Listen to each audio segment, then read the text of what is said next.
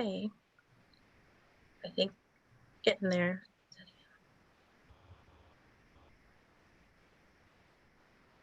Okay, here we are. We're live. Yep. We are live. Mm-hmm. Yeah, there's about a 20-second delay on the live. And I'm going to go ahead and start recording from here. Okay. All right. Good evening, everyone. We're going to give folks a few minutes to start logging in and joining us on YouTube, but this is going to be the Wiseburn Education Foundation 2020 School Board Candidate Forum. We're happy to have you here.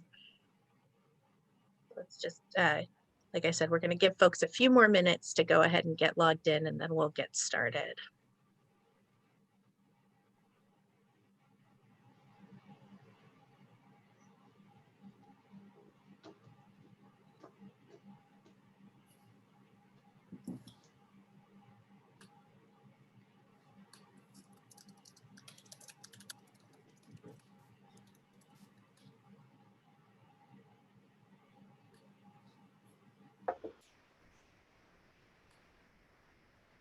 So to answer your question, I'm going reverse for the opening. Oh, I thought we were reverse for the close. Well, I have it alphabetical for the first question, so I thought that it would be fair, unless you don't mind that we go alphabetical for the opening. It matters a lot to me because I'm the number 2 in both cases. Yes, Neil's in the middle either way. So what would you do for close then? We could flip it. I'm flexible. I have a set for all of the questions, so. Okay. Whatever you guys want to do. Okay.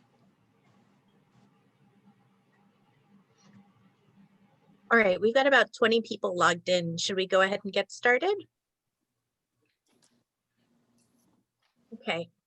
All right, good evening. My name is Rebecca Hamburg. I am the Director of Community Relations for the Wiseburn Education Foundation, and we're excited for this evening's School Board Candidate Forum for the 2020 election. I'm going to turn it over in just a minute to our moderator, Phoenicia Jefferson, who has graciously agreed to moderate this event for us. She's a mom, author, entrepreneur, a million other things, lawyer. And we're really happy that she's here to help us this evening. I just want to tell you a little bit about WEF. WEF is the 501c3 nonprofit that raises money for the entire district. We work on a variety of programming that helps pay for arts in the schools, music, STEM programming that we're really proud of, and healthy lifestyles. So we're excited about this event. It's really important to us what happens in the Wiseburn community and what happens particularly in our schools. School board elections do matter. These decisions that are going to be made by the folks that you're voting on at home are going to affect funding decisions that happen in our schools, programming decisions, and a variety of other things that you'll, I'm sure, hear about tonight. So with that, I'm going to go ahead and turn it over to Phoenicia for introductions and to give us a little bit of a understanding of how tonight's going to go. Thank you so much, Rebecca. Thank you everyone who's able to join us live tonight. And thank you for everyone who will be able to join us later on our recorded session. I guess I'll start off with a little humor by saying that this will not be as, shall I say, robust as last night's presidential debate. However, I do believe that it will be quite informational. And so we thank you all for joining us tonight. Just a quick housekeeping rule. This is not a debate. This is actually a forum. It's an opportunity for all of the candidates to present their ideas and to be able to express what they would do should they be elected to the school board. There will be no interaction between the candidates, and the candidates will not address each other directly. All interaction will be addressed towards me as the moderator, and every candidate will have an opportunity to answer every question. Should I decide to do a follow-on question, everyone will be able to answer that as well. Our forum is pretty simple. We will start by having 2-minute opening statements, and each candidate will be afforded the opportunity to answer it, and they will be given 1 minute. During the closing statements, they will also be given 2 minutes, and you all will be prompted at the 30-second mark. We ask that you please try to adhere to the time, because we have so many amazing questions that were provided to us by our community. There will be no winner declared at this forum. And we do ask that you guys do not present any literature, paraphernalia, pirate costumes during. That's an inside joke with the candidates. But we just ask that you do not present any posters, paraphernalia, anything visually at this forum. We want to keep it strictly answering questions. And with that, I just want to say another thank you to WEF and another thank you to all of the candidates. We will begin by going in alphabetical order, and for the opening statements, and then for the closing statements, we'll go in reverse order. So let's get started. Our first question is going to be for Jessica Doherty. Jessica, we're going to have you do your 2 minutes, and then we'll go into alphabetical order and then start with the first question. Jessica? All right. Hi, I am Jessica Doherty. I am a mother, an advocate, and an education policy analyst. I'm a mother of 2 little boys that go to Anza Elementary School. My oldest is a 6-year-old and he's in 1st grade. And so I, like many of you, am navigating homeschooling while also working from home and navigating the myriad of emails and somewhat confusion that we're going through in this state of life right now. I'm also an education policy analyst. So what that means is that for my day job, I run a consulting firm that helps school districts, companies, and government agencies address their internal education and workforce needs. So for example, I helped Los Angeles County Metro develop education programs that expose young people to the global transportation and logistics industry. It included externships for teachers, events for actual employees at Metro to upskill them, to really build them for their futures and their careers. In order to do this type of work, I need to understand education policy. I need to understand what's going to be relevant in 10 to 20 years, which is also essential for school districts. And I also need to build bridges between education and the workforce and in general people. The last thing I said is I am an advocate. I am an engaged member of our community. So for the past year, I've been leading the effort to get a greenway along Aviation Boulevard to convert our old railroad tracks, which is a blight in our neighborhood. And any leader is only a leader because there's people who want to do the work with them. And so for this project, I'm not doing it alone. We have the Delaware Neighborhood Association leading it we got students involved from the local school districts, we got elected officials involved, and these students now speak about it better than I do. So they're amazing. And that's because by being an advocate, you bring people along with you. If I'm elected to the school board, I'll put my knowledge, skills, and resources to work for this community. My kids are gonna be here for 13 more years. And I think the current pandemic heightens the need to have board members that are going through it with you. I'm a mother, I'm an advocate, and I'm an education policy analyst, and I'd love to earn your vote. Thank you. Thank you, Ms. Doherty. Our next opening statement will be given by Neil Goldman. Mr. Goldman. Thank you, Venetia. Thank you, WEF, and to those watching now for your time and your interest tonight in your children's education. I, like you, am on a quest to give all our kids the best education we possibly can, knowing we must continually evolve and improve. I come from a family of educators. I hold a doctorate degree in education and an MBA, which have served me well in my current role on the board, where I've been since 2015 and currently serve as its vice president. I live in Del Air. I have 2 decades of dedicated service to our community, highlighted by co-founding the current Wiseburn Ed Foundation. I was its first president. I co-created Rock Around the Block. I served on the Unification Committee.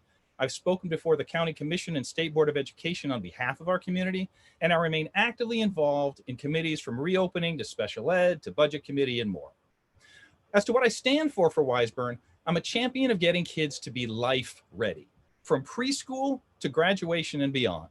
This means critical thinking and problem-solving skills, student-centered, small group, individualized learning, ideally with data analytics to regularly and automatically assess our students' performance. Maybe the silver lining in COVID-19 here, but I really want to get kids back to school. And to do that, I want to also have improved Da Vinci and Wiseburn integration. This is why I'm calling for a committee to be formed to get both our entities to work better together. Enhanced communication is another thing I stand for, which is why I led the push to have our Zoom board meetings live.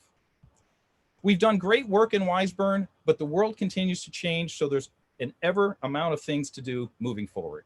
I bring experience, engagement, a big picture perspective, and I hope to have one of your 2 votes to continue the quest for the best in education for our kids. Thank you. Thank you, Mr. Goldman.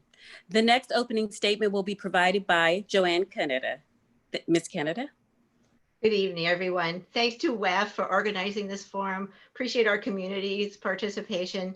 Thanks to Phoenicia Jefferson for her willingness to moderate our forum this evening, and greetings to my fellow candidates. I'm Joanne Canetta. I'm honored to be one of your current Wiseburn Unified School Board members. I am married to my great husband, Clayton. I'm a working mom of 4 sons, 2 of whom graduated from ANZA and Dana. I'm an aerospace professional. I'm a former university lecturer and a former certificated high school teacher, and I'm an active community member. I have a bachelor's in math, education, and languages, and a master's in business administration. I am proud to be a bilingual first-generation descendant of immigrants, and my family is a blended mixed race family of Asian and Eastern European descent. I am passionate about family, kids, education, diversity, and community. I'm also proud that as your board member, I helped lead Wiseburn Unified to be a strong, highly respected school district in these important areas. Niche gives Wiseburn an overall grade of A in academics, safety, and diversity. In fact, Wiseburn closed the gap across Black, white, and Latino student groups. Additionally, all our Wiseburn schools have been recognized as California Distinguished Schools. All our schools have either been rebuilt or remodeled thanks to community bond support, and the partnership between Wiseburn and Da Vinci schools represents a unique approach to an integrated K-12 program. It's not an accident that Wiseburn is strong in all these categories. In my board role, I insist on high standards for safety, equity, academics, accountability, and Wiseburn continues to be strong during this time of COVID. The board closely partnered with the extended community to transform our education model to include distance learning. When this pandemic is controlled, I'll make sure we're ready to bring students and teachers back to the classroom safely. Our district is strong because I make sure that we're ready to manage change for the benefit of our community. We are Wiseburn Strong. Thank you. Thank you so much. Thank you so much, Ms. Canetta. So we will now go into the question session. As I remind everyone, your responses must stay within 1 minute. So with that, let's start with the first question. Ms. Doherty, what do you see as the board's roles and responsibilities, and how has that changed, if at all, in the COVID-19 era? I think first and foremost, a school board's role is to listen. The school board's role is to listen to the community and to advocate for them. It's also to govern. And during COVID-19, I think it's essential for there to be avenues for parents to give public comment, to actually be able to share their information. A school board needs to be able to, of course, do the typical roles of, leading all the administrative activities of a school, serving as the boss of the superintendent, but most importantly, they are the eyes and the ears in the community. And currently, I think that with the pandemic, it is even harder for the school board to do that role. Wiseburn does not have a phenomenal communication system in place. I don't think our parents and families are lazy. I know I'm not, but attending school board members before was really difficult. So during a pandemic, I think it's essential to listen, be the eyes and ears, and advocate for all people. And without having those communication channels in place, not everyone's opinions and needs can really be heard. So thanks. Thank you. Mr. Goldman, same question. What do you see as the board's roles and responsibilities, and how has that changed, if at all, in the COVID-19 era? I think the board's role is to lead and to listen. I believe in my management consulting role that I work with boards across the country. We've kind of drawn a distinction between the board and the senior management, in our case, the cabinet. Their responsibility is to create the vision for the district. And then the board is to hold the cabinet accountable, whereas the cabinet is to make it happen. So our job is to be in the community, to listen to the community, to lead, to understand the big picture perspective, and ideally have a vision of where we're going. This is why I want to lead our kids and our community be life ready. This is why I led the 5 assurances of helping to align and focus our school district that we can all live to the promise of the best education we can provide. Thank you. Ms. Canetta, same question. What do you see as the board's roles and responsibilities, and how has that changed, if at all, during the COVID-19 era? I believe the most important responsibilities of the school board are twofold. One, I think that the board helps to set the vision for Wiseburn schools. Together with the superintendent and the district staff and the community, we define what the students need to achieve their highest potential. Second, we need to manage district funds to be balanced, to protect reserves, so that we can meet these community and district priorities and accomplish this joint vision. The Wiseburn vision is to provide a safe, orderly environment focused on the academic, social, and physical needs of the whole child. To protect this vision, we support learning that provides basic and inspirational life tools for our students to be future ready for their careers and to enter the community. We support equality in education, independent of race, economic status, gender, ethnicity, or special needs. And we believe in the emotional and physical safety is at the foundation of all learning. We must provide physical and emotional safety for all kids. As a board member on the district budget committee, I want to develop a 5-year rolling district budget that achieves appropriate reserves and meets the community educational priorities. Thank you so much. Mr. Goldman, what is your vision for education in this community? Again, my vision is life ready. So I have 3 overriding priorities. Number 1, that we do get our kids life ready. That means critical thinking, problem solving skills, starting from preschool all the way to 12 and beyond. In our district with Wiseburn, we actually, with Da Vinci, we actually can go, we have our first college graduate paid for with no cost to the student.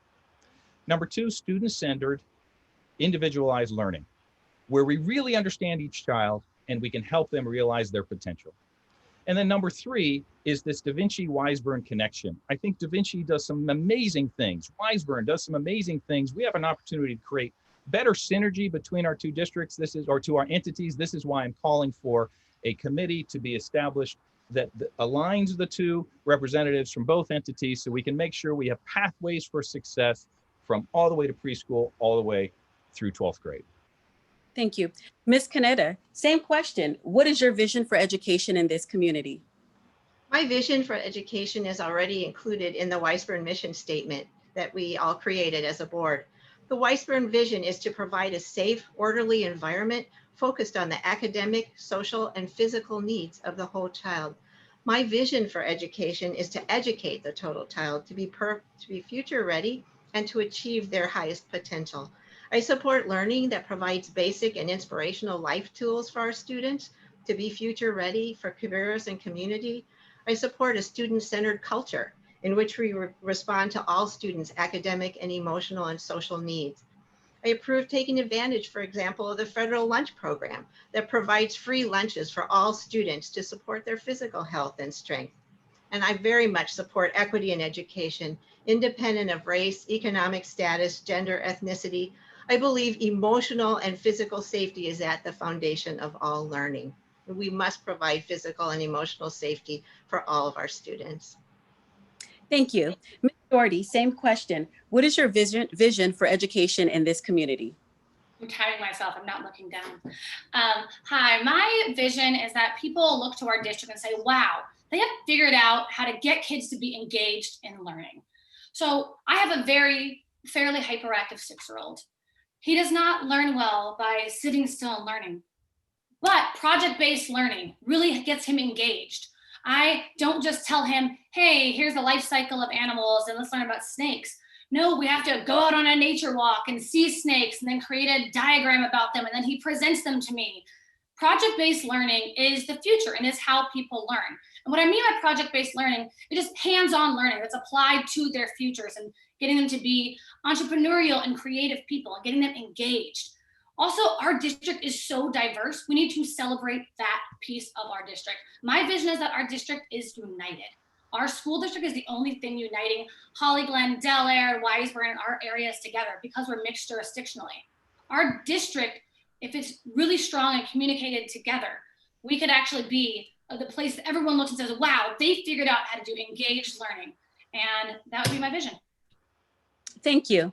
This next question is for Ms. Canetta. What do you understand to be the role of the superintendent? And what is the ideal relationship between the school board and the superintendent? The superintendent is the leader and manager of the school system and the school resources. The superintendent is the interface between the board and all the teachers and staff that actually implement the vision and the goals of the district. The superintendent is actually chosen by the board and interviewed by the board, and also is willing to serve over a period of time for the district. The superintendent needs positive attitude, a healthy understanding and education in the way of education and the way schools operate, and needs to understand kids and value kids. The relationship between the board and the superintendent needs to be healthy in the sense that there's dialogue, sometimes there's disagreement, sometimes there's confusion. And the superintendent is the go-between to explain situations going on in the classroom, if there's safety issues, if there's academic issues, if there are community concerns about what's going on in the school system, the superintendent can represent those concerns. Thank you. Doherty, same question. What do you understand to be the role of the superintendent? And what is the ideal relationship between the school board and the superintendent? Thank you. The school board and the superintendent need to be a team, and they need to work as team members in one united front. And like with any team, any work-based team or any athletics team, great teams become better when there is disagreement, when there's open discussion, and when there's challenges. And so I think the role of the board is sometimes to challenge the superintendent, to challenge them to do more, to challenge them to be innovative, to challenge them to do things like open the CDC where our children really, I would like to go soon, right? The role of the board and the superintendent is to work together to make the district better.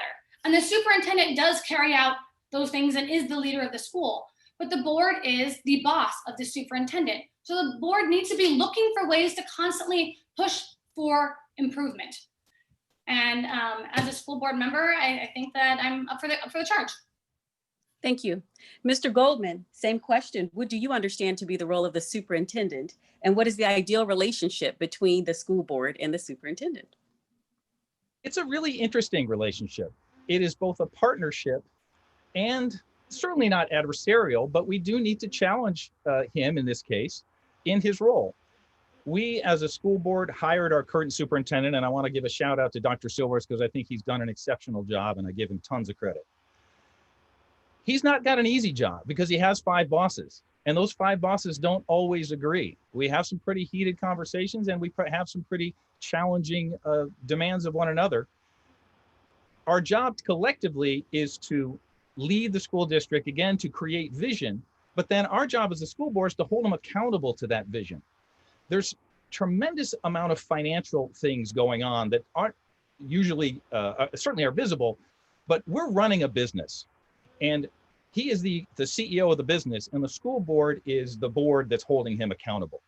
So we have to work together, and I think we work great together. He's a great partner in this process. We certainly don't always agree with him. We often push back, and that's our job. We have to stay connected to the community to understand what's happening in the community. So we are responsive to the community, and we also lead him and the team to the right direction. Thank you. This next question comes directly from one of our community members, Shavonda Christmas. And the first question will go to Ms. Doherty. What plans would you establish to ensure that the future of Wiseburn leadership, board, educators, and staff reflect and are increasingly capable of embracing the racial, ethnic, cultural diversity of its student body and community? Ms. Doherty? Great, thank you. I've made a career around making sure that people who have barriers to employment, people of color, people with other disadvantages have opportunities in life, whether they're education or workforce. I've worked with the probation department to develop improved programs for education in the probation camps where students are. I've helped LA Unified School District make sure there's arts education programs for students in low performing schools that so often remove arts from those schools. I believe that Wiseburn Unified has a phenomenal opportunity because we are a diverse community. It's why I moved here.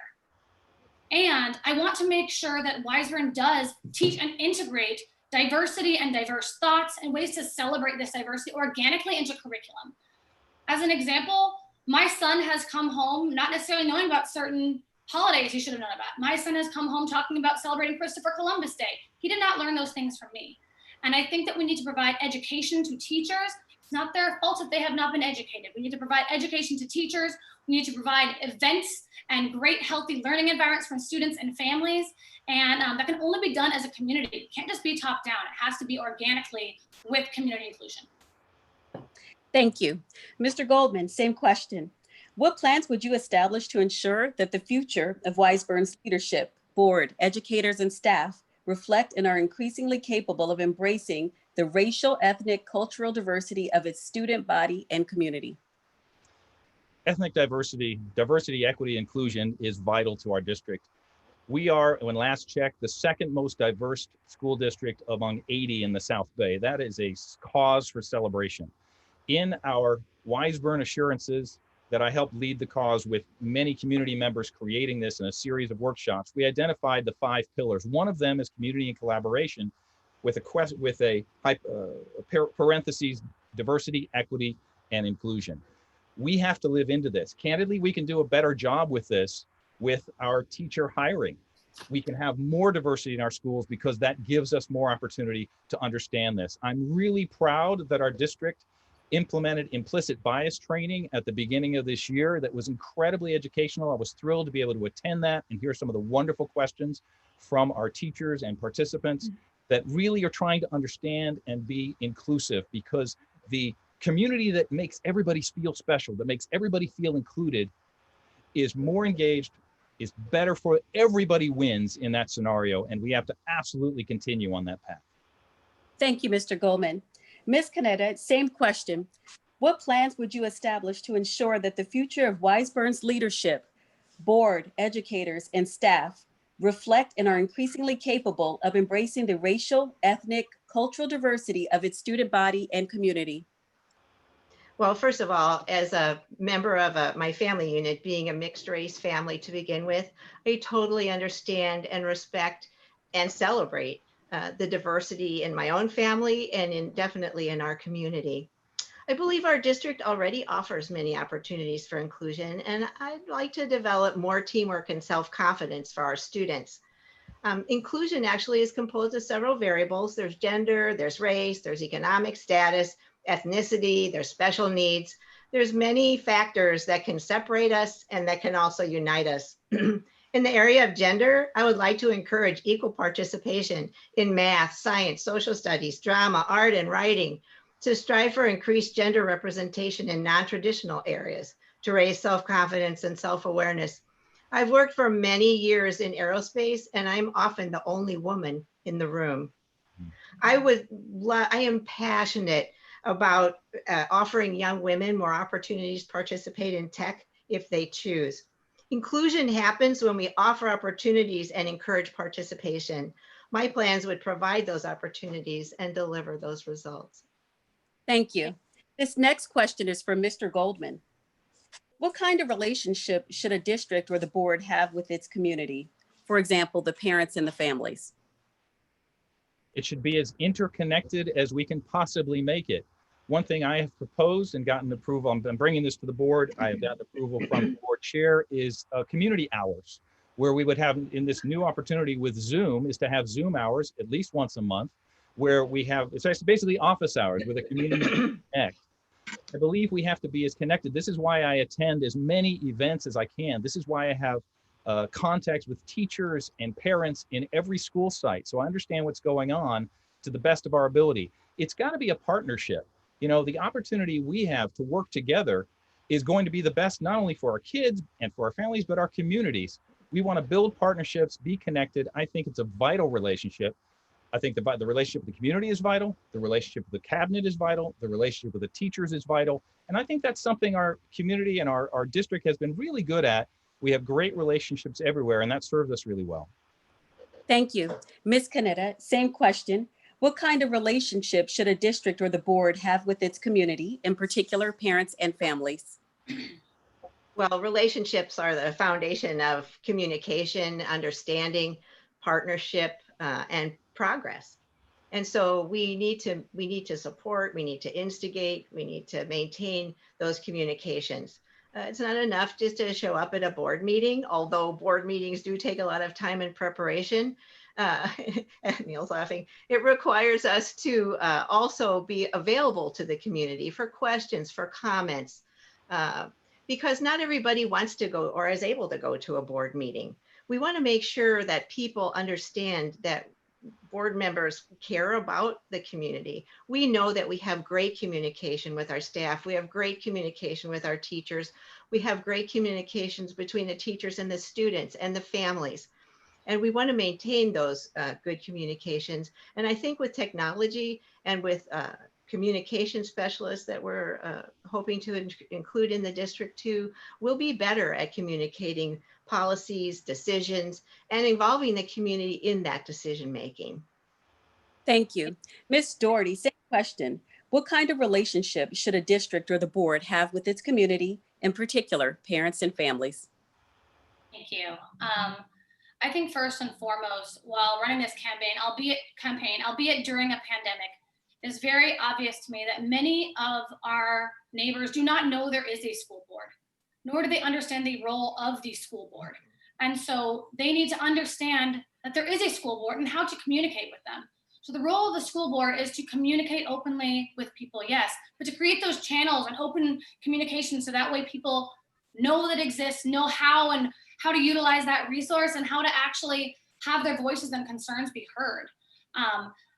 In our school district, we need to improve that communication with the community, but also the community engagement with the district. It's a two-way street, I recognize that, right? And so the role of the school board is to create those channels, to create that infrastructure so that people can speak up and talk to the school board. If you just know that there's a company, for example, but you don't know who runs it, you might have concerns or challenges, but you don't know who to talk to about your concerns or challenges. And I think it's a school board's role to improve that and to make those channels and inroads and forge bridges. Thank you. This next question comes directly from a community member, Adrian Fleming. There is a community perception that a lot of board decisions are made without giving stakeholders an open forum to discuss agenda points freely. When there is a forum, it's guided by the district and cannot deviate beyond the sentiments the district is pushing. For example, there are pre-selected statements that stakeholders can comment on or questions stakeholders can discuss that back up the viewpoint coming from the district. Moving forward, what would you do to ensure equity in these conversations that stakeholders' views can be heard and taken into consideration before the district votes on changing things? First, I'll direct that question to Ms. Canetta. Thank you. Great question. First of all, I'd like to say I encourage all of our community members to participate in their school board decision making opportunities. By law, all of our school board meetings are public and the community is definitely welcome. The board typically meets the second and fourth Thursdays of every month at 7 p.m. with some variation. For example, during COVID, we've met a lot more frequent. We meet a lot more frequently, sometimes every week, sometimes even more than once a week with the different problems and challenges. In addition to the board meetings, the board invites the community to participate in many different events. There's committees for decision making, like the RAP committee that included the participants and the students and the teachers and the community to define the approaches to our education during COVID. There's budget committee meetings, rec committee meetings, bond oversight. So I invite you to choose your way to participate and have a voice. Thank you. Ms. Doherty, same question. Moving forward, what would you do to ensure equity in these conversations, that stakeholders' views can be heard and taken into consideration before the district votes on changing things? Great, thank you. In order to make sure that there is equity and that people can be included in these discussions, again, they have to know that they are happening. So a good example would be there's a lot of committees that are formed. I'm a joiner. I am a person who participates and goes into things, right? I didn't know that there was a committee being formed about how to get our schools back open during COVID. Right? I didn't know that. There was no email sent. I did not know. Therefore, I did not know how to participate. I did learn about it once it was already up and running. right? I think there's a lot of people like me who would love to be involved, who don't know how or haven't seen the communication channel.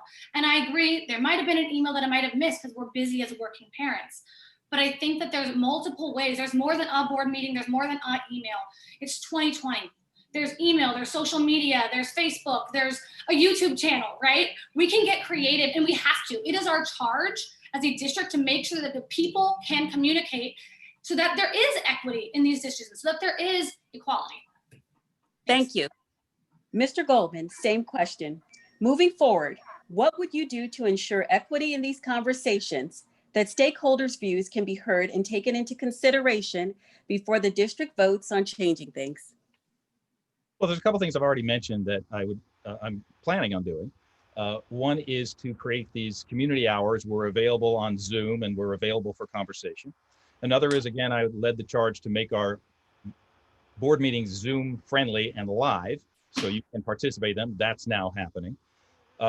We also we're available. All of the board members' websites, emails are on the website for the district. We encourage you to reach out. Many parents have done this. They reach to us. Believe me, it's rare that we make a decision in a vacuum because we hear it, and that's a good thing. That's the way it should be. But please reach out to the district. Follow us on Instagram. Follow us on Facebook. Reach out to the district, and we'll let you. We will then know you're engaged, and that just kind of puts you even more in our sights to make sure we're communicating.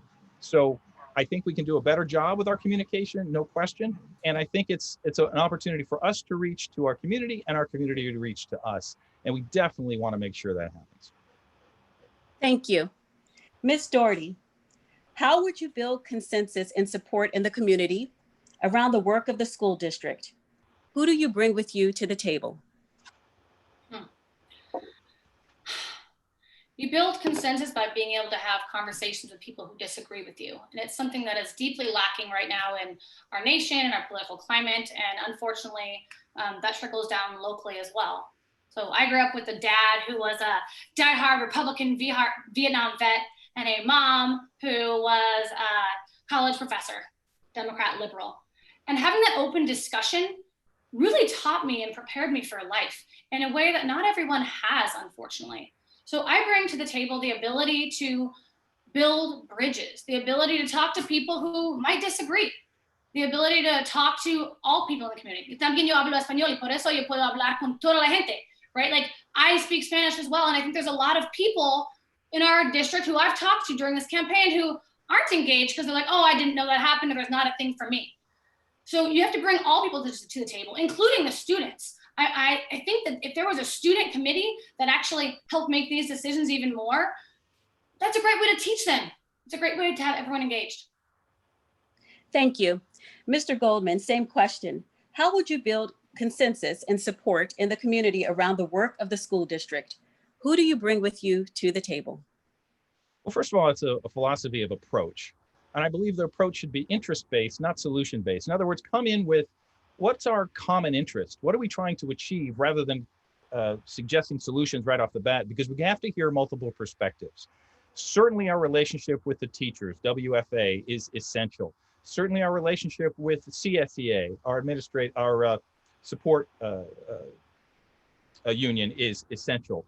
Our relationship with parents, community members, stakeholders, depending on the issue. So for example, developer fees. Developer fees are a way to make more money, and candidly, we can raise our developer fees. Well, then let's just do that. But wait a minute, should we not involve and see what that would involve for those who are doing development? Does that dissuade them from being involved in our community? That's a little example, but make sure we're involving the people that are involved and come up with an attitude of how do we solve things together and create win-wins. That's been my philosophy my whole life. Thank you. Ms. Canetta, same question.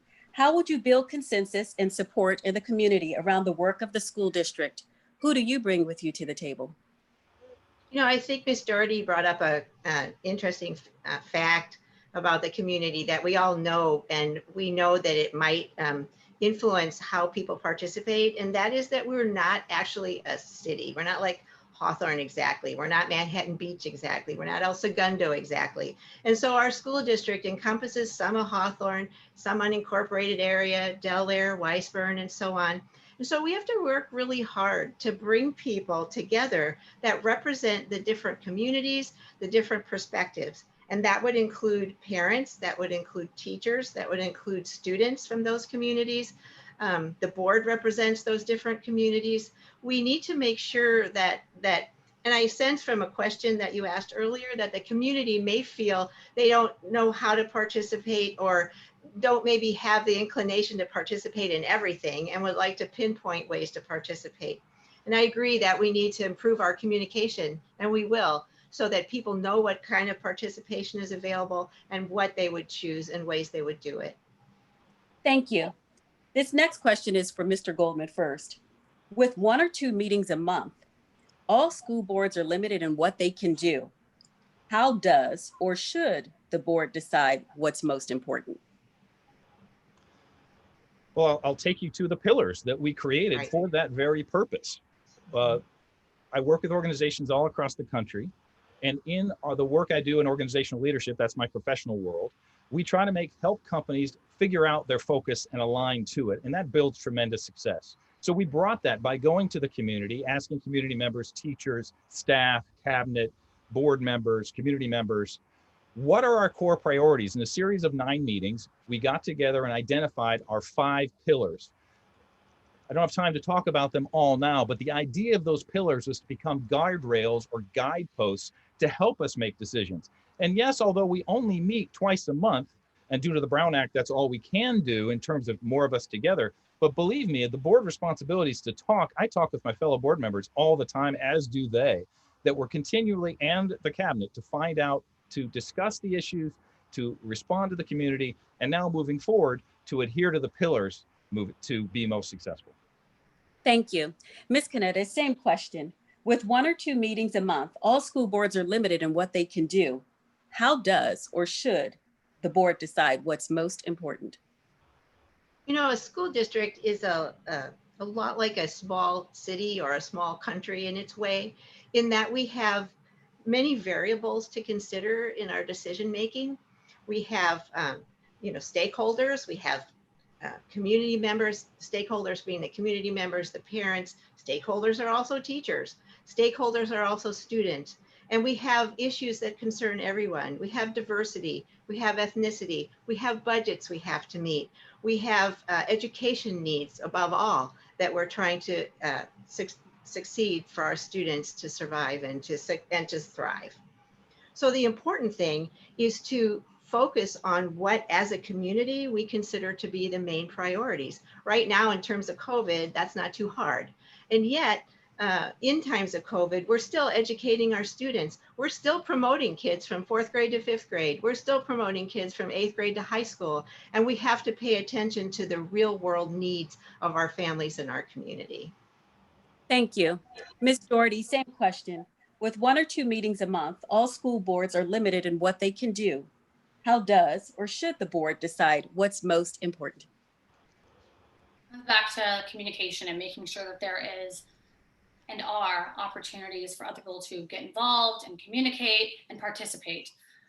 Also, it's important for the board to reevaluate the pillars. It's important for the board to recognize that things change.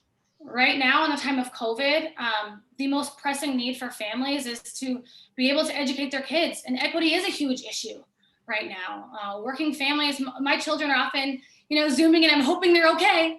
And right now, I think that one of the priorities that's not being highlighted, for example, is the CDC, is making sure that teachers have all the tools and the trainings they need to get up to speed. That's been taken care of now. The CDC, working families are still not being given that support they need. Other districts have done it. It's not just us. So the pillars are essential. I get that. And there needs to be a reassessment of priorities annually, at least. Thank you. Ms. Canetta, this is a multi-pronged question. What are the current opportunities or challenges facing Wiseburn School District? In your view, what has the district done well for the past 5 years? And what has the district done poorly that you would change? Over the last 5 years, I believe the district has done well with serving our community in the way of providing education for the total child. I think we've done well with supporting our teachers to be educated within the tools that we use, to be confident within the community and their role in the community and how important it is. I think we've been successful in integrating our high school and our elementary school together. I think that's a really important feature that we provide our community. And just as we've been successful in those areas, those are also our challenge areas to maintain communication between the different components. I think we've heard a theme today that maintaining communication across the different constituents and stakeholders in the community is really important and a challenge. And we need to do better at that. And we want to, and we will do better at that because we're always improving. We're better than we were last year. And next year, we're going to be better than we are now. Thank you. Ms. Doherty, same question. What are the current opportunities or challenges facing the Wiseburn School District? In your view, what has the district done well for the past 5 years? And what has the district done poorly that you would change? Thank you. I think obviously there's this thing called COVID-19, which is a huge challenge. But there's other challenges as well, namely district communication. The district's communication with the community and also community engagement with the district. That also goes into teacher engagement and the teacher's ability to be listened to, ask what they feel, and engaged in the conversation as well. This also goes to communication with Da Vinci Schools. Da Vinci Schools, as our unified high school, has some phenomenal programs and programming. And we need to better articulate those programs down, but also better communicate because students go from Dana to Da Vinci if they choose to go there. And often it's like jumping blind. How can we improve that? Another challenge is, as I brought up, the need for this community needs more child development care, needs more early childhood ed. And the access to that is really essential. What we've done well, there's a ton of strength. As a small district, we have the opportunity to innovate and we can act fast. Teachers are phenomenal in this district. And they are trying so hard right now and they learned quick, right? I mean, our district changed. School looks different now than it did in the fall. So there's a lot of strengths. Thanks. Thank you. Mr. Goldman, same question. What are the current opportunities or challenges facing the Wiseburn School District? In your view, what has the district done very well for the past 5 years? And what has the district done poorly that you would change? I think we've done a lot of things well. I'm really proud to be on our school board and part of our school district. We've done education well. 5 years ago, we did not have students coming from the west side to our school district. We now do. We're in high demand. This is a competitive educational environment. When we have people coming to us, that speaks well to our education. In middle school, in ELA, we have the highest performing, even with our diverse school, God bless us, and the smallest gap of any school district in the South Bay, with the exception of Manhattan Beach in ELA. That's a real tribute to doing education really well. We have managed our budget really well. We have built Da Vinci Schools, which is a remarkable accomplishment for the budget we did and the quality that we're providing. We have maintained good relationships with our teachers, with our community members within the school. I do think on the communication side, there is an opportunity for us to do better. This has actually been something we've been talking about for some time. I'm pleased that we made an investment in a communications consultant, but again, some of the things I've already mentioned we can do to improve our communication. And one of my core pillars is to improve the articulation from kindergarten to 12th grade and create pathways and a communication channel for us to work together. So I think we've done some great things, and yeah, there's things we can do even better. Thank you. So for the candidates, the next series of questions will all be involving special education or special services, and we have a number of them that are coming directly from the community. Ms. Doherty, what do you think is the greatest challenge in Wiseburn School District regarding special education? Thank you. I think and I'm speaking now not from personal experience because I haven't been on the board, and I have a first grader in the district and my youngest is TK. I think that in most school districts, and I can only speak for generalizations, the biggest challenge around special education is making sure that students are in the least restrictive environments. Not everyone understands the policies. Not every teacher is prepared or equipped to work with these students. And not every teacher understands that when you actually put students in the least restrictive environments, meaning you're challenging them as much as you possibly can so that they are growing and learning as a person, it's actually good for everyone. It brings everyone up. Back to the equity and inclusion question, right? It increases equity, because then those students, as one parent told me while walking around the neighborhood, then those students, when they become adults and they're talking to someone who might have some disability, they remember that amazing child that was in their class that didn't have a disability. They were just slightly different, and they were awesome, and they were an amazing person. So it brings up all tides, and I don't necessarily know the challenges here, but those are some of the ones that I know I have seen in other places. Thank you. Mr. Goldman, same question. What do you think is the greatest challenge in the Wiseburn School District regarding special education? In general, the challenge, I believe, is inclusion, it's equity, it's a general education, not special education, where all children are included. And again, I agree, we can learn together. I think right now the challenge is these are probably potentially our highest need children and families. And this is why I'm pushing for assessment as quickly as we can in person for those things that cannot be done over Zoom, and to bring our kids in again as quickly as possible, recognizing there's constituencies here, and of course the teachers have to be part of this equation to get them involved so we serve our students well. My heart goes out to our families K through 2, especially with young kids, because the parents have to be involved, right? Zoom for a kindergartner is not realistic. I believe that same issue is true for our special ed, and the sooner we can do assessments and give them the support services they need, the greater we can have general ed and inclusion, the better off we are. Thank you. Ms. Canetta, same question. What do you think is the greatest challenge in Wiseburn School District regarding special education?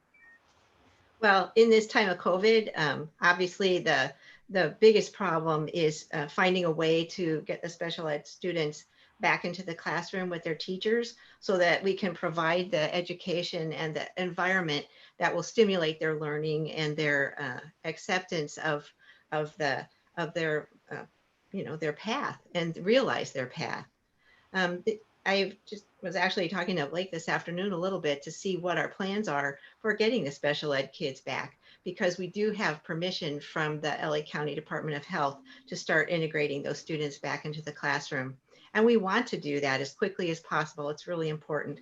And part of that, as Dr. Goldman said, is negotiating with the teachers and with the CSEA, our support staff, to make sure that we can bring them back safely and efficiently, and that the teachers are ready to be able to be back in the classroom too in this time.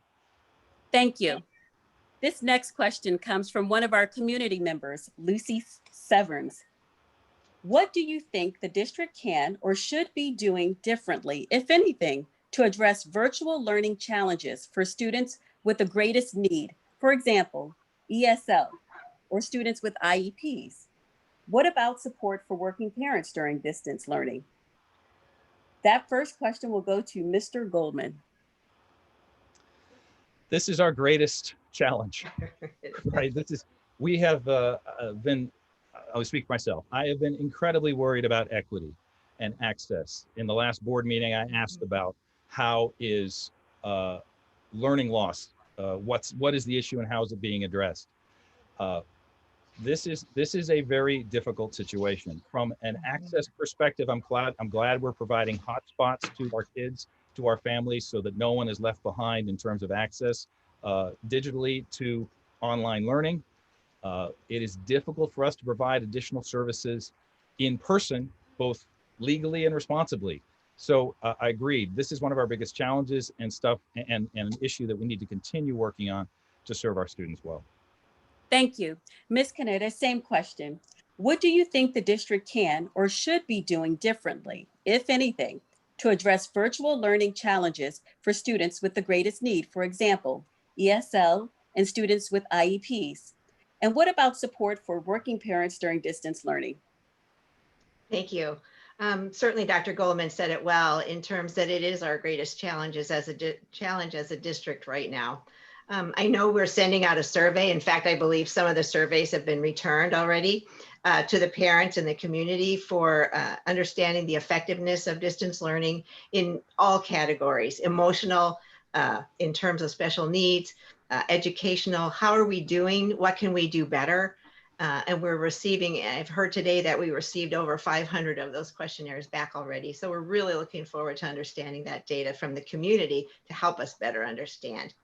The other thing is that we know that we can start to open parts of the school. The LA County District Health, the County Health Department has offered now waivers coming into the community that you can apply for. Those are for the particularly hardest hit districts in the economic status situation. So we're going to keep track of how we are doing now, what we can do better, and bring our kids back to the classroom as soon as possible. Thank you. Ms. Doherty, same question. What do you think the district can or should be doing differently, if anything, to address virtual learning challenges for students with the greatest need, for example, ESL or students with IEPs? What about support for working parents during distance learning? Wow, that's close to the heart here. I'll share a story, which is that my first grader does math. He does double-digit math vertically now, and I'm teaching him how to carry numbers because all through the summer we needed something to still do with him, so we had him do ST math all summer, right? His competency is way up here. Now in his class, he's being forced to sit there in a Zoom and do 2 + 3, and he's already fairly active. That is a child who does not have an IEP. He might eventually have one, but he does not yet have one, right? There needs to be ways to address competency to try to get students engaged in different ways. And part of that is bringing back the students, if the families want to, providing that option so that they can be in the least restrictive environment, which I don't think is in a house on a Zoom by themselves. I don't think that's the place where they are the most willing to thrive right now. Yeah, thank you. Thank you. So for the candidates, I'm going to read an intro to a question from one of our community members, Bronwyn Shields, and then I will proceed to ask 3 questions, but we will do it separately in our rotation. The Wiseburn Unified School District and Da Vinci Independent Special Education Audit conducted in December of 2018 recommended the creation of one coherent system that addresses the needs of all students, including the needs of students with disabilities. Example of which were including special education within the LCAP, and that both organizations create a vision for special education that infuses it within general education, rather than as a separate entity.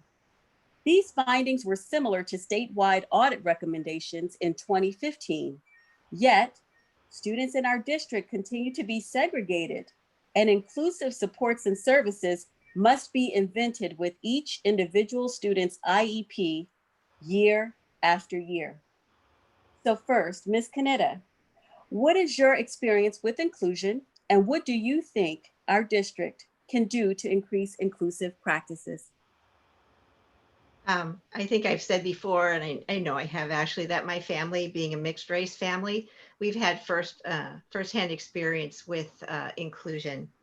And first of all, I'd like to say that as we entered the Wiseburn School District years ago as a permit family, we were welcomed to this community with open arms. Folks were inclusive. It is a characteristic of our community to want to be inclusive and to be inclusive. In an education sense, we through IEPs, and I understand Ms. Shields is saying that she'd like to work sort of maybe within that IEP structure, but to overcome that and to look at special education as a whole. We're starting to do that. We have restructured the special ed department. There's new folks in charge of the interviews, of the planning, and of the involvement with Da Vinci. And so it is our goal to extend and to have continuity between the elementary and the high school in all areas, including special education. Thank you. Ms. Doherty, same question. What is your experience with inclusion, and what do you think our school district can do to increase inclusive practices? Thank you for that. At one point in my career, I worked for an education policy organization that helped increase the resources for parents so they could advocate for often their disabled children or their children that had IEPs. And it's not shocking. It shouldn't be shocking, but it is, to recognize how many parents don't actually understand the resources available to them if their students have an IEP or are in need of other resources. So we need to do education. We need to make sure that parents are educated about the resources they have, and make sure that teachers and staff and principals are educated as well. In some cases, that might mean more staff. I know that's terrifying to say because that's funding dollars, et cetera. It might mean more staff who float from different classrooms, right, that are able to best serve these students. And finally, I think that there needs to be a committee of people, and you can't just expect a committee to show up overnight. If you want a committee to be effective, you need to teach them how to be a committee. You need to teach them how to learn to advocate and what the laws are and what these rules are, because it's super confusing. And I think that would make a big difference. Thank you. Thank you. Mr. Goldman, same question. What is your experience with inclusion, and what do you think our school district can do to increase inclusive practices? You know, sometimes I think it's powerful to look forward and vision to the future, and sometimes there's lots to be learned from the past. This is an opportunity, ironically, I think we can learn from the past with the idea of the one-room schoolhouse. You know, we can learn from each other. Every child has something to teach, and every child has something to learn from others. So inclusion is a gift on both sides. And again, if to my vision of life ready, we should give all of our kids general education, support services, not special ed, everybody included, to have the best opportunity to be life ready. Also in my vision is the idea of IEPs, not only for special ed, but for every student. And that again is what I'm hoping is a possibility with COVID-19. This is like the only silver lining I see, is that we have some new digital tools where we could be looking at performance with the online experiences of our kids to track how they're doing in real time. If they need support, we can offer it. If they are advanced, we can offer that.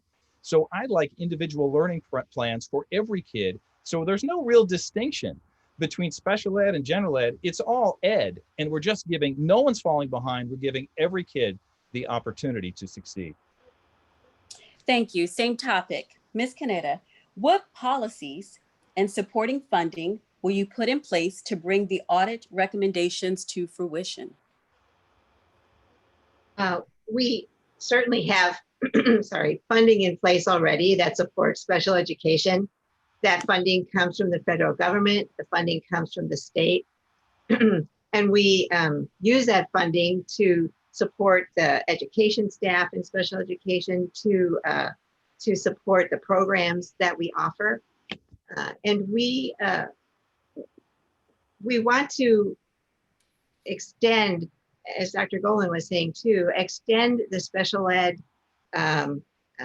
opportunities to increase, to be mainstreamed in the classroom. If we need to provide aids, if we need to extend the support functions for individual students and for families. And I think it's the communication with the families as well, to understand what opportunities are available and what funding is available within the system to help their students. Thank you. Ms. Doherty, what policies and supporting funding will you put in place to bring the audit recommendations to fruition? In order to put any practice into place, you have to understand what's preventing it from being in place in the first place. What are the barriers, right? So I wouldn't, be able to implement anything without understanding what have been the barriers. Is it that teachers don't feel equipped? Is it that there aren't aids? Is it that, parents are coming and saying, hey, I need help, and then nothing gets done, and those parents don't have the time or resources or effort to come back and do that again, nor should they have to. So first, figuring out what are the barriers. Second, as I mentioned before, a lot of it is education to the families, education to the teachers and staff, education to some of the students who are a little older too, to let them know. You can teach a student what's possible as well. And I think that those things together could make an impact. Thank you. Mr. Goldman, same question. What policies and supporting funding will you put in place to bring the audit recommendations to fruition? Well, first of all, let me congratulate Bronwyn for her question and her advocacy. She is a stellar advocate for her family and for special needs kids throughout the country. Bronwyn, this is an area I have an opportunity to learn, and you have taught me so much. One thing I've called for that I've mentioned is the Wiseburn Da Vinci Committee, the Articulation Committee, and certainly that can be added with special ed. Let's build out that committee and have special ed and solve these issues. Also for funding, you may know more funding opportunities than we do, and please let us know and we'll pursue them. There is, as Ms. Canetta mentioned, there are funding available from the federal government. Certainly we do have some funds, but this is an area of opportunity for us to learn. We certainly don't know everything. This goes back to the earlier question of can we learn and how important it is to have the community partnerships, because we're all better together. So I appreciate the question. I appreciate the feedback. I appreciate the lead, and thank you for your input. We need to work on it. Thank you. So this is the last question, same topic. Ms. Canetta, what funding priorities will you create to educate and support teachers about disability and best teaching practices? We certainly do in-service training for all of our teachers, and our special ed department is very involved with all of the teaching community that works in the Wiseburn School District.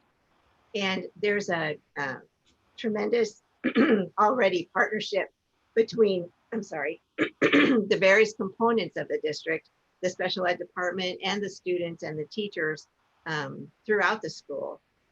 And the departments work well together in curriculum. They work well together in accessibility. They work well together in acceptance.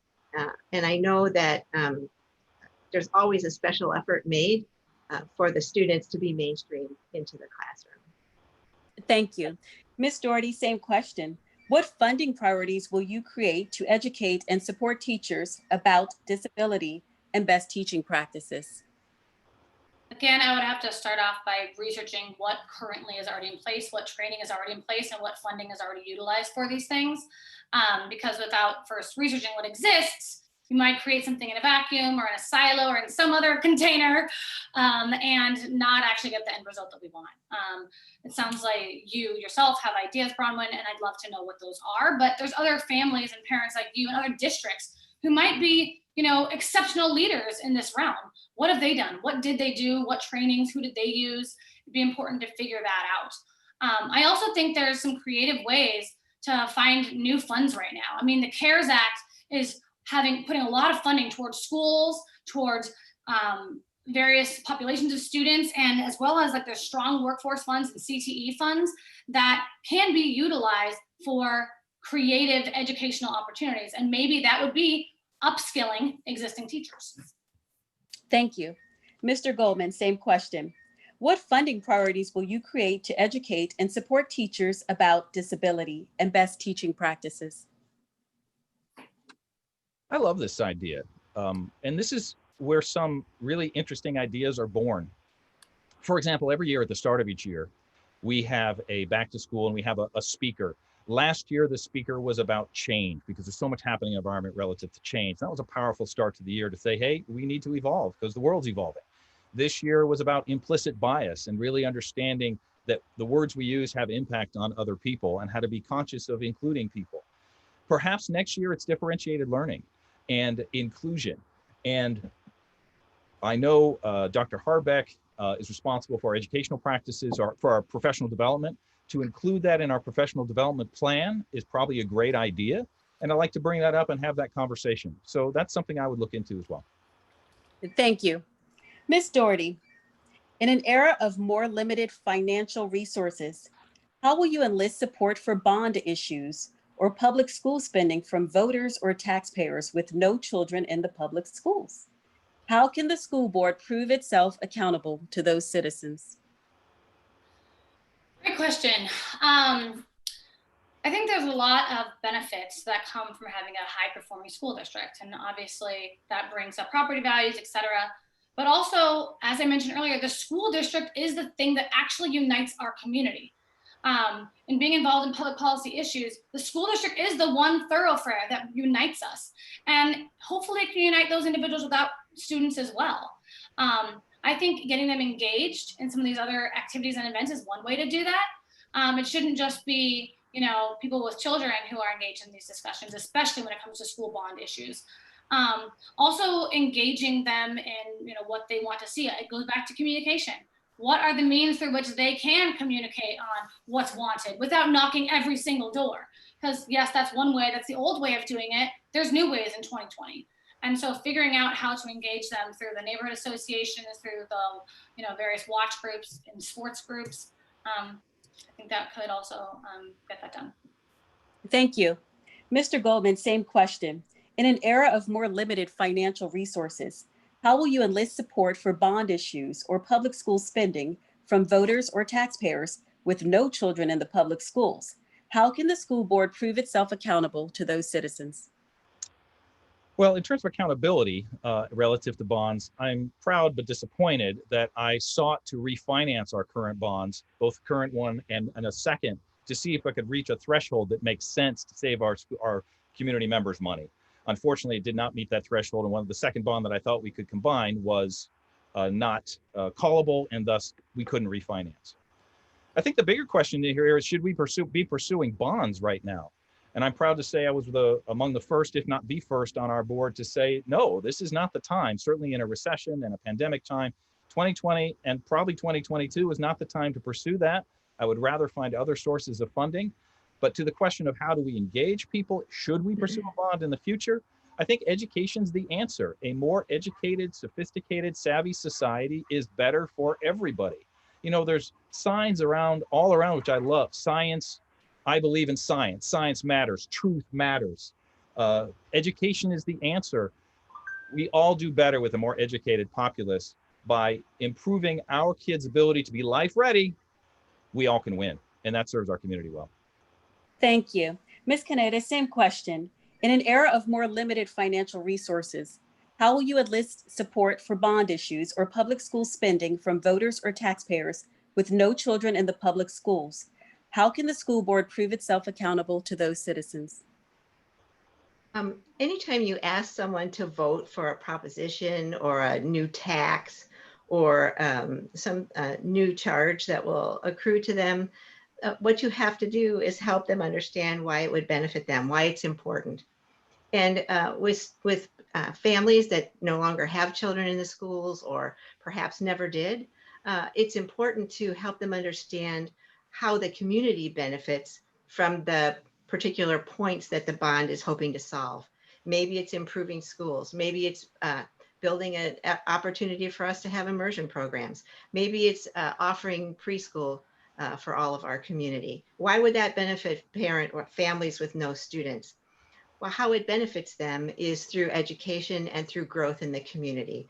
And if they understand property values, which I think they probably do, they'll understand that improvements in the community and in our wonderful education system supports all of us in this community. Thank you.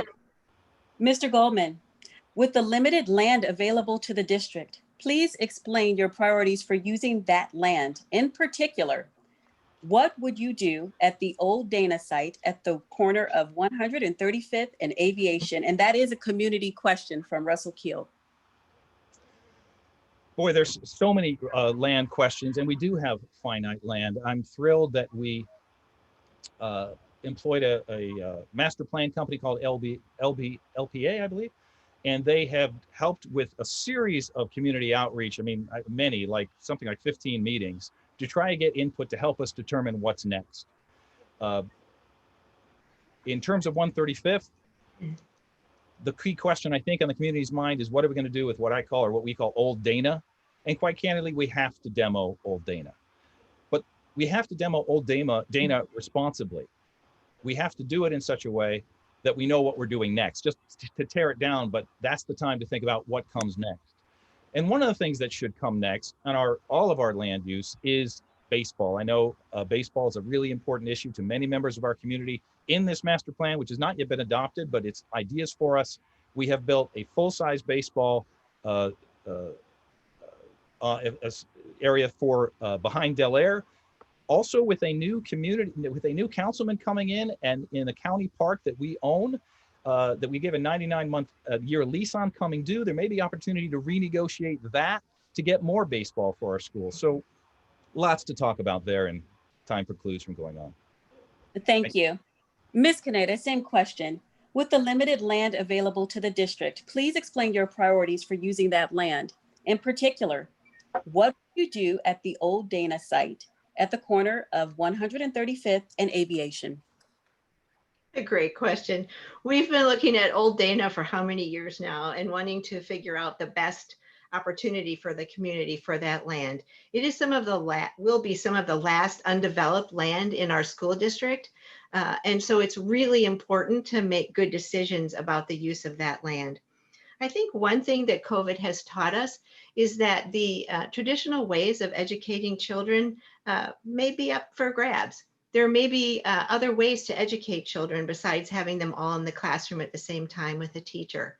Maybe we need the land for sports fields, as Dr. Goldman suggested. Maybe we need the land for more opportunities for school. Maybe we want to build a total immersion situation. Maybe we will need more daycare than we already have in the way of facilities. I think the times have changed in the sense that we want to make the best use of that last land in our district and understand whether that best use is land, whether it's facilities, and make that decision and move forward. Thank you. Ms. Doherty, same question. With the limited land available to the district, please explain your priorities for using that land. In particular, what would you do at the old Dana site at the corner of 135th and Aviation? I'm somewhat new to this party here, right? Because I have a first grader and I have a TKer. So I have not been privy to all the various conversations or promises or requests that have been made over the years. So obviously first I want to look back and make sure I know what promises, requests, et cetera, have been made.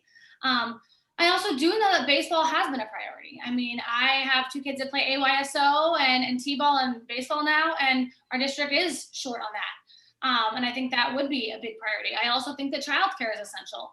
There has been a proven need that our district and my neighbors on multiple sides here have been on a wait list at our own district and then therefore go other places. So childcare, baseball field, also making sure that I know, I'm not putting words in anyone's mouth. I would research to make sure whatever promise were made can be made true.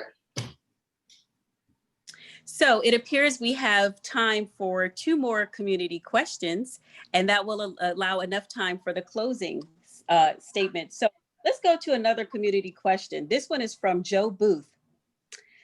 Wiseburn does a good job helping children who need extra support, particularly in the younger grades. There is a strong emphasis on bringing all children up to grade level, which is appropriate.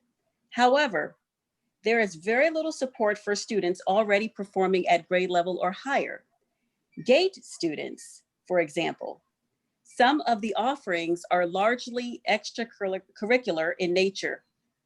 What is your vision for GATE students at Wiseburn, and what specific actions will you take to achieve that vision? Ms. Doherty first. Great, thank you. I'm a huge believer in competency-based education. As I said earlier, if you're not challenging a kid, they do get bored. Even the most educated kid will get bored. Some of the smartest kids are the ones that parents or teachers often will peg as being the low performers because they're not challenged. So when it comes to GATE programs or programs that are adding that extra level of challenge, I hope that it can be incorporated some way through competency-based things. Project-based learning is one way to do that. If you are having a student write, let's say they are building a skateboard deck in, a craft class, and then they're designing it and painting on it, and then they're writing an essay about it. Well, the students who have a higher level of competency can write a different kind of essay.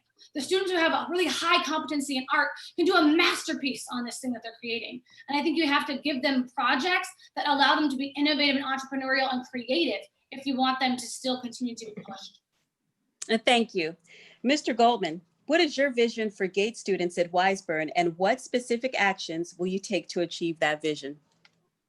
Well, ironically, this is very related to the differentiated learning question we had before. How do we provide differentiated learning for each student? So I've mentioned my vision for an independent individual educational plans or individual learning plans for each kid. Okay, that's not going to happen tomorrow.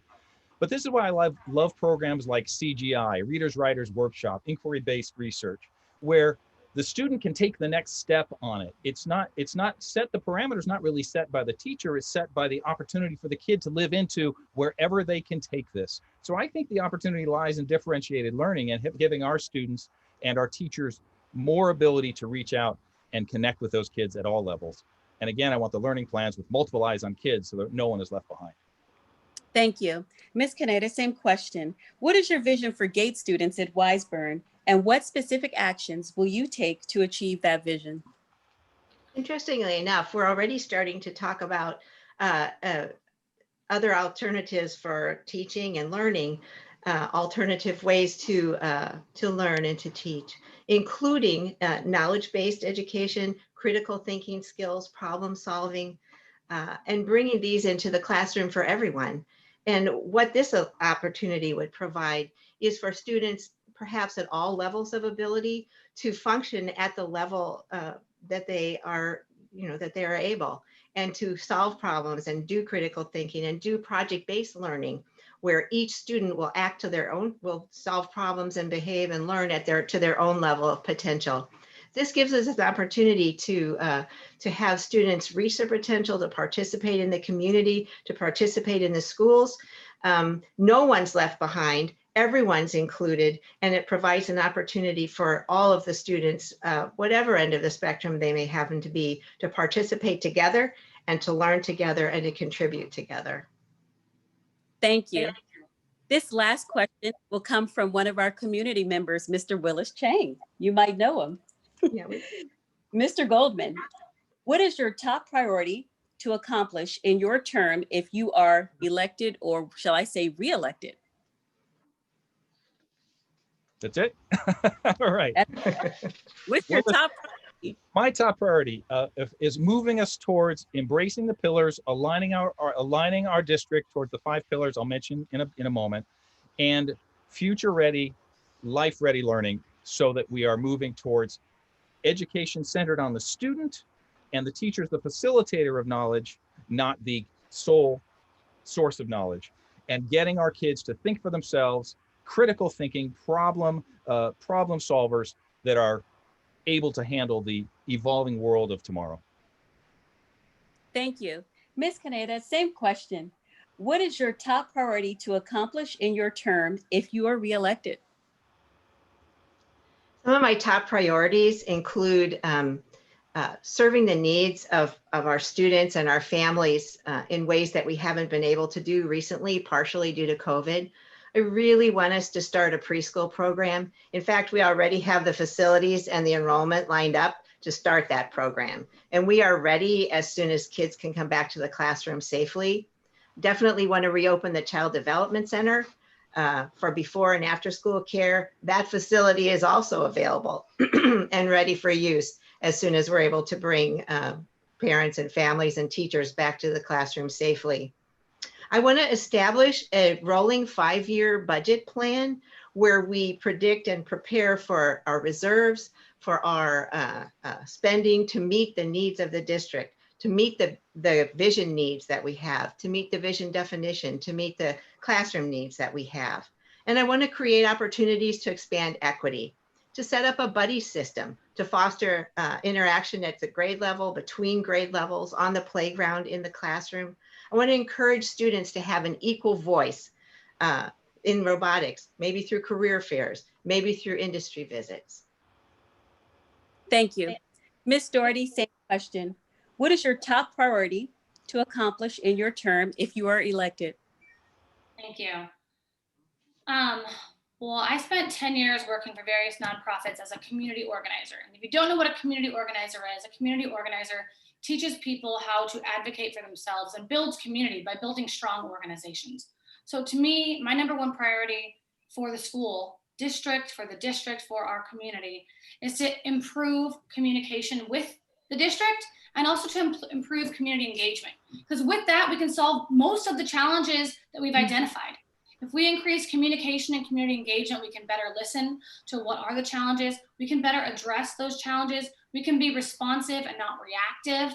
And we can also make sure that as things come up, we can be really creative. Because when you put more heads together, you usually get a better result. There's other priorities I have as well, since you've all mentioned them, reopening and expanding access to early childhood ed, celebrating and teaching diversity, and making sure we put teachers at the center of communication and discussions as well. Thank you. So that ends the question period. And I want to give all three of you a tremendous, a huge, a gigantic kudos for sticking to the time. We have exactly 6 minutes left, and you all have exactly 2 minutes each for your closing statements. So let's begin with Ms. Canetta. Thank you so much. And I want to congratulate all my fellow candidates here, because I think we've all really put our hearts into this, and I really appreciate it. I don't know if this is some of my 2 minutes, maybe it is, but I still appreciate it. And thanks to Ms. Jefferson for helping us out here and guiding us along our way and being so careful and so consistent across all of us. Thank you very much. And thanks again to WEF. Anyway, here's my closing statement. So maybe this is my 2 minutes. I don't know. Anyway, I bet we all have a 1 year or a 5-year plan for our families and our careers. And then reality happens, right? Witness the pandemic. That certainly was not in anyone's plan. And yet our district rallied to create educational order out of the pandemic chaos. So what is coming next? What is my plan for the future of Wiseburn? Well, I don't think we can actually predict the future, but I believe we must set a foundation to manage whatever reality occurs. And the foundation that we have for making decisions in the district are these 5 pillars that Dr. Goldman has referred to, and I think we've referred to a couple of times. Ensure a safe physical and emotional learning environment. 2, advance student-centered culture. 3, be future ready. 4, honor community and collaboration. 5, deliver organizational and financial strength. In closing, what experience and results do you want for your next school board member? Do you want a leader with a positive track record of executing sound education, fiscal, and resource decisions? Do you want an experienced certificated teacher with firsthand knowledge of classroom needs? Do you want a working mom who's experienced the entire Wiseburn K-8 education process firsthand, both as a mom and as a board member? Do you want a longtime community member with a diverse family unit who is committed to equity and inclusion? Do you want a passionate community member who knows what it takes to volunteer over many years to support education, family, and diversity? If you answer yes to these questions, then vote for me, Joanne Canetta, for the school board.